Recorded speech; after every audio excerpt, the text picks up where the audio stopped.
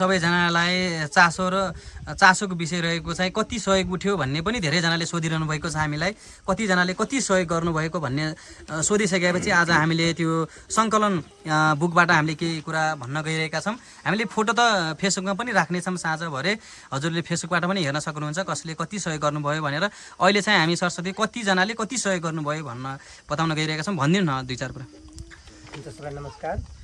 यहाँ हामीले देशराज पुन बचाउ अभियान हामीले चलाएका थियौँ। यसमा चाहिँ अहिलेसम्म हाम्रो यो जसरी हाम्रो 2083 2028 गतिबाट हामी सुरु गरेका थियौँ र आज 2083 2081 आउँदा यहाँ चाहिँ त्रिवेणी गाउँपालिका वार्ड नम्बर 1 र 2बाट सहयोग गर्ने हाम्रो 37 जना हुनुहुन्छ र 37 जना मध्येमा आजसम्मको सबै जोड्दाखेरि 31,790 पैसा उठेको छ।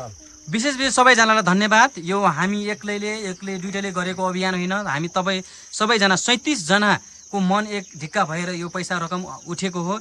विशेष गरी सबैजना सहयोग गर्ने मनहरूलाई विशेष धन्यवाद दिन चाहन्छु। हजुरहरूले गर्दा नै आज यो रकम सङ्कलन भएको छ। भोलि दिनमा योभन्दा दोब्बर तेब्बर साथ अगाडि बढ्ने पनि आशा राखेका छौँ। हामीले विभिन्न नास्ता अनि विभिन्न घुमफिर गरेर हामीले मठ मन्दिर गएर पैसा दान दक्षिणा गर्ने गर्छौँ।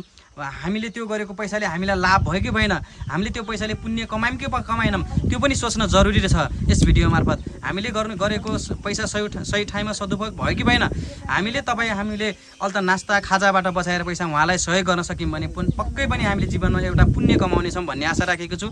सम्पूर्ण 37 जना सहयोगी दाताहरूलाई विशेष धन्यवाद दिन चाहन्छु। र हामीसँग जम्मा रकम कति रहेको छ? 31,790 रहेको छ। भोलि योभन्दा दोब्बर तेब्बर हुनेछ भन्ने आशा राखेको छु। सबैजना सहयोगी दाताहरूले हामीलाई सहयोग गर्नुहुनेछ, हामी विभिन्न सङ्घ साथीहरूमा सहकार्य गर्नुहुनेछ भन्ने आशा राखेको छु।